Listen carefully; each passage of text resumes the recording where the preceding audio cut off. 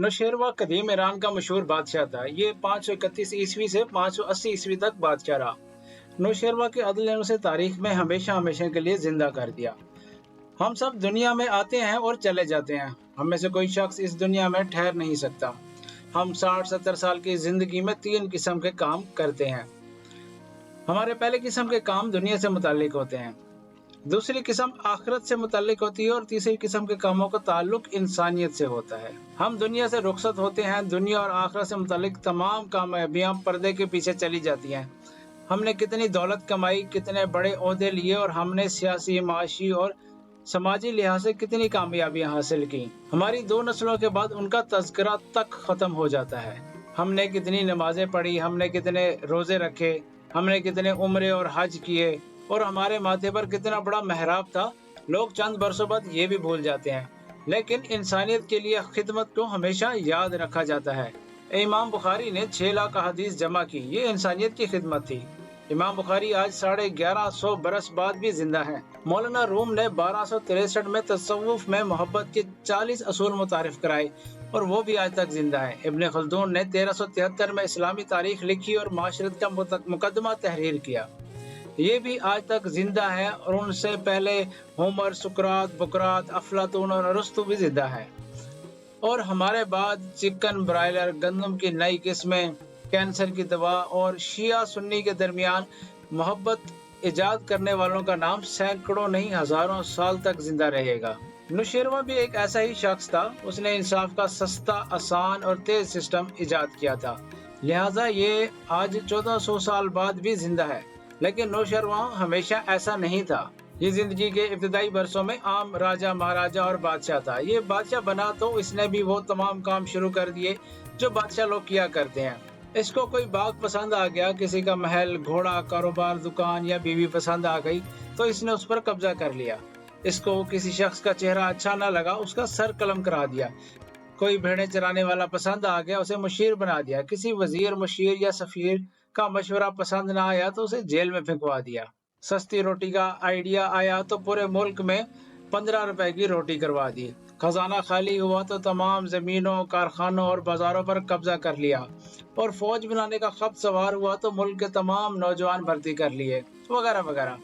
नौशेरवा के इन इकदामात ने ईरान को भी इस सतह तक पहुंचा दिया जहां माशाल्लाह से आज हमारा मुल्क है। ईरान दिवालिया हो गया, शहर उजड़ गए, देहात वीरान हो गए, खेत खुश्क हो गए, कुओं का पानी उतर गया, दरिया, नदी और नाले गायब हो गए, कारोबार बंद हो गए और सरमायाकार नकल मकानी कर गए। गोया ईरान पाकिस्तान बन गया।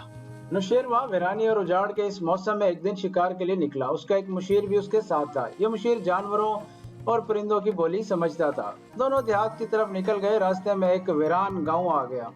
नौशेरवा सस्ताने के लिए गांव में रुक गया। गांव में कोई बंदा बशर था और ना ही कोई ढोर डंगर। नौशेरवा एक उजाड़ दरख्त के नीचे लेट गया। उस दरख्त पर 2 उल्लू बैठे थे। उल्लू नौशेरवा को देखते थे और एक दूसरे के कान में खुसर फुसर करते थे। नौशेरवा ने अपने मुशीर को बुलवाया और उससे पूछा, ये उल्लू आपस में क्या गुफ्तगू कर रहे हैं? मुशीर ने गौर से उल्लुओं की बातचीत सुनी और शर्मा गया। बादशाह ने पूछा, ये क्या कह रहे हैं? मुशीर ने बादशाह से अर्ज किया, हजूर, ये दोनों बुजुर्ग उल्लू हैं। ये अपने बच्चों का रिश्ता तय कर रहे हैं। एक उल्लू दूसरे उल्लू से मुतालबा कर रहा है कि मैं जहेज में ऐसे 20 उजड़े हुए गांव लूंगा, जबकि दूसरा 10 देना चाहता है।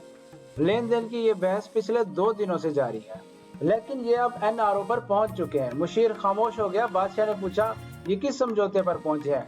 मुशीर के माथे पर पसीना आ गया और उसने अर्ज किया, हजूर, ये गुस्ताखी है, मैं आपके सामने ये जुर्रत नहीं कर सकता। बादशाह उठकर बैठ गया और उसने सख्ती से कहा, तुम बताओ, ये हमारा हुक्म है। अब मुशीर ने जान की अमान तलब की और डरते डरते अर्ज की, जनाब, लड़की वाले उल्लू ने लड़के वाले उल्लू से कहा, तुम नीचे देखो, हमारे दरख्त के नीचे नौशेरवा बैठा है। ईरान इसकी मेहरबानी से तेजी से उजड़ रहा है। तुम इसके इक़्तिदार की तवालत की दुआ करो। ये बादशाह सलामत रहा तो मैं तुम्हें 20 क्या 200 गांव जहेज में दूंगा। ये बात नहीं थी, ये तीर था और वो तीर सीधा नौजवान बादशाह के दिल से पार हो गया। वो उठा, घोड़े पर बैठा, शहर वापस आया, दरबार में गया और वहां से एक नए नौशेरवा का आगाज हो गया। नौशेरवा ने पूरे मुल्क में इंसाफ कायम कर दिया। चपड़ासी से लेकर बादशाह तक हर शख्स इंसाफ के सामने जवाब देता।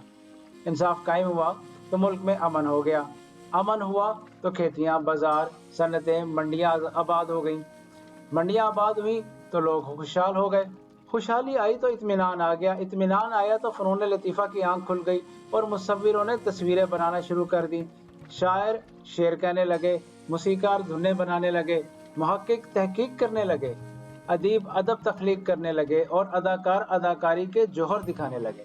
ये मनाजिर हमसाया ममालिक की अवाम ने देखे तो उसने अपने जालिम बादशाहों के खिलाफ बगावत कर दी और यूं वो तमाम मुल्क जंगो जदल के बगैर नौशेरवां के मुल्क का हिस्सा बन गए। इस तरह नौशेरवां की सल्तनत काबुल से अनातोलिया और ताशकंद से मकदूनिया तक फैल गई और नौशेरवां महज नौशेरवां ना रहा, नौशेरवां आदिल हो गया और दुनिया आज 1400 साल बाद भी उसे आदिल कहती है।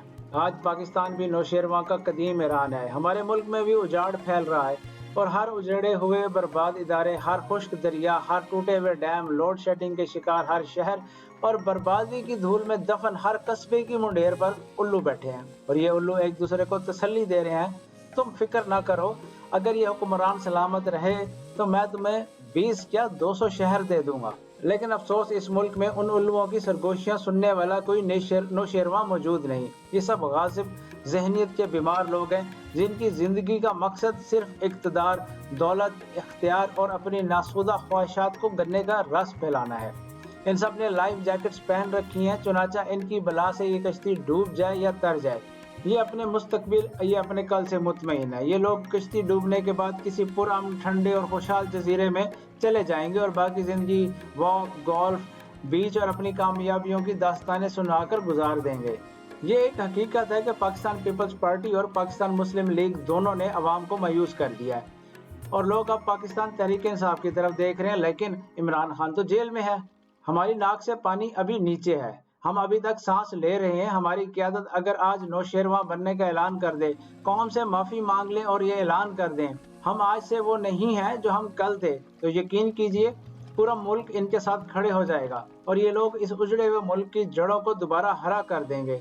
वरना दूसरी सूरत में इस्टेब्लिशमेंट का ना बांस रहेगा और ना मियाँ साहब की बांसुरी और हम आवाम भी उजड़े देशों की गिरी दीवारों तले दफन हो जाएंगे, क्योंकि लीडरों की गलतियों की सजा बहरहाल कौमों को ही भुगतना पड़ती है।